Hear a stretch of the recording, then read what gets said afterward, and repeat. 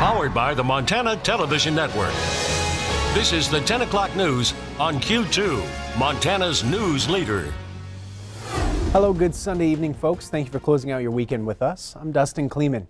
Our top story tonight, nearly 200 Central Americans who caravan to the U.S. border have been told the San Diego border crossing cannot accept any more asylum seekers. U.S. Customs and Border Protection said it can only hold 300 people at a time. Mira Variel has the very latest on the showdown at the Mexican border. In Tijuana, Mexico, hundreds of migrants gathered at the border. Families with young children have very little with them. After nearly a month of traveling, their journey's end is blocked by a fence that some have defiantly climbed to draw attention to their ultimate goal of asylum. Maria Galvez, a mother from Honduras, is nervous about what might happen to her family if she tries to cross into the U.S. Galvez is part of a caravan of refugees that are now meeting with attorneys, preparing to ask the U.S. for asylum. Refugees are welcome here! Supporters who marched from Los Angeles to San Diego are protesting on the U.S. side of the fence. Watch the caravan. Watch how sad and terrible it is. At a rally just outside Detroit Saturday night, President Trump blamed Democrats in office for the country's weak immigration policies. I call them the dumbest immigration laws anywhere on earth. If a person puts their foot over the line, we have to take them into our country. We have to register them. We then have to ask them a couple of questions. Lawyers are telling them what to say, how unsafe they are. And once they say that, we have to let them go. The group will now test the Trump administration's rhetoric, criticizing their plans to seek asylum. People right now are being told that the processing could take a while as they are seeking asylum, and also they could be separated from their families during detention. Mireya Villarreal, CBS News, Los Angeles. We'll be following this story both on air and online at KTVQ.com. Back here in Montana, family and friends continue to search for a Wolf Point man who was assumed to have drowned after he jumped into the Missouri River on Friday to save someone who fell in. 40-year-old Jason B. Azer leapt in after someone fell in and was swept downstream. Azer did not resurface. The other person was able to get out of the fast-flowing river. His family is upset with the slow response from law enforcement on the search efforts. They got a little boat down there right now looking. And other than that, there's only going to be family and friends coming in a couple other boats. There was someone looking this morning on the river, just someone from the community who cares. Jason loved everyone. He was a people person. He didn't have much in his own life, but he gave everything that he had to help people. The searches tonight have resumed, but have not come up with anything. We have reached out to law enforcement for comment, but have yet to hear back. A man is dead after his vehicle collided with a semi-truck on Saturday. The MHP report stated the man was driving a Dodge Caravan and attempted to pass another vehicle westbound along U.S. Highway 212. The man did not see the oncoming semi and both veered to the south side of the road, striking head-on. Both vehicles caught fire and became engulfed in flames. The driver of the Dodge was pronounced dead on scene. Meanwhile, the driver of the semi was uninjured. MHP could not identify the victim. This marks the 31st death on Montana roadways in 2018. To the western side of the state, the Missoula County Sheriff's Office is investigating a possible case of dog poisoning as one woman searches for answers after her dogs died in her front yard. MTN's Donald Lakatua has the story. Elizabeth Houston returned from an outing on Tuesday to find her two Boston Terriers, Buddha and Bailey, on the verge of death in her fenced front yard. I found them in the yard. They were a bloody mess, both of them. They could barely breathe. They had blood coming out of their mouth and their noses, and they both just collapsed, and they were gone in a matter of minutes. Houston lives alone in the Elmar Estates neighborhood and wished her face not to be shown. The incident is now under investigation by the sheriff's office. Officials are considering foul play after they found a green substance, suspected to be rat poison, inside partially digested sausage. Samples of vomit are being analyzed at Washington State University, though that process could take several weeks. It's horrible. I mean, I just want people to know not to take your fancy yacht for granted like I did. You know, because it's not safe. And a lot of people in my area has children, small children with the dogs. Houston works in hospice and end-of-life care, and her dogs often traveled with her and comforted her patients.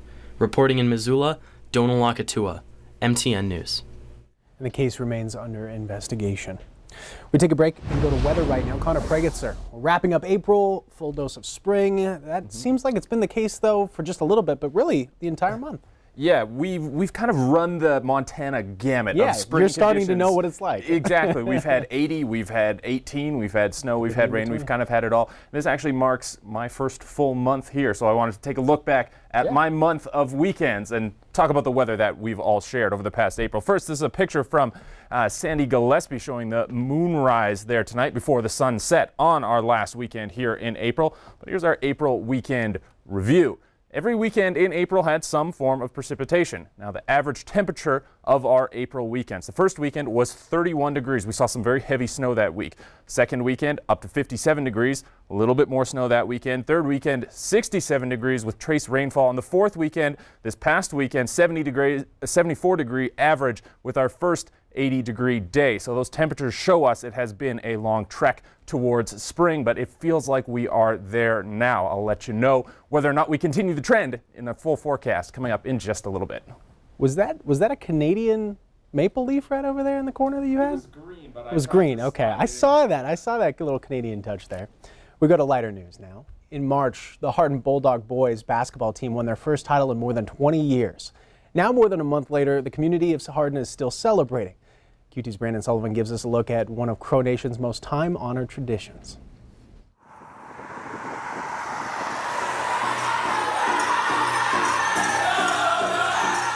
This danceway was brought to us by the Hiranza, and originally it was a spiritual gifting to the Omaha, and they used it for victory in war.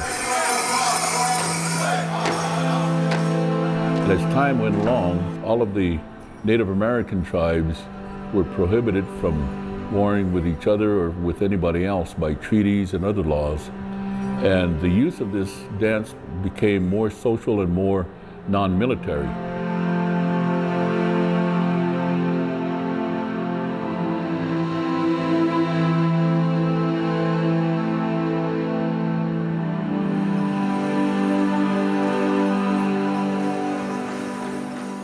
They transformed this dance to give thanks for the blessing of good fortune by having these dances and these giveaways. And this victory dance is showcasing these champion Hardin Bulldogs. So we, the Crows, truly appreciate all of our young people, but when they accomplish something that is so unique and so outstanding, such as this, we go all out to show them our appreciation. They always say that you can always own material things. You can have another horse, you can have another car, but you can never replace your loved ones. And especially the young children are the most precious gifts that we can receive from our God. And whenever they accomplish anything of great note, such as this, we want to bring attention to the great good fortune that our great Maker has afforded them. And then when I see young people such as the Hardin Bulldogs value the Native American culture and using the great accolades that they have accomplished to bring to the fore at a great dance like this is something that is so important that we value it and we will cherish these memories for a very long time until the day we pass. And these memories will be told on and on and on through the generations.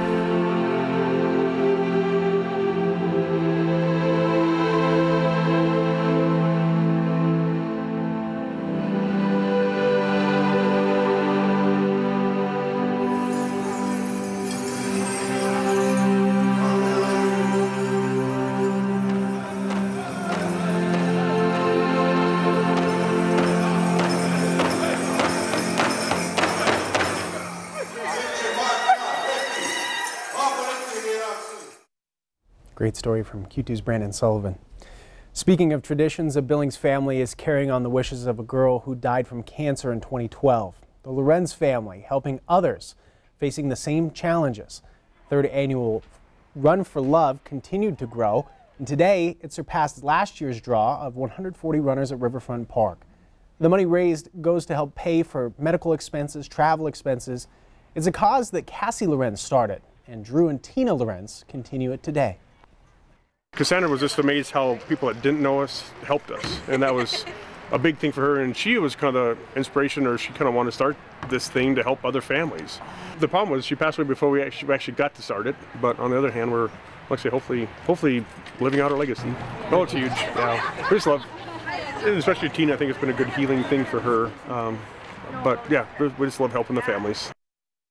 Cassie's Gift of Love started 5 years ago. The foundation has more events planned for May and June. One of the competitions for the Big Sky State Games finished up today. Curling had to be played now before on Centennial Ice Arena. It turns off the ice for the season. The two Billings teams met for the championship. The guys on ice beating Hack Panthers. The tournament started with 11 teams. The commissioner says the competition was close throughout the weekend.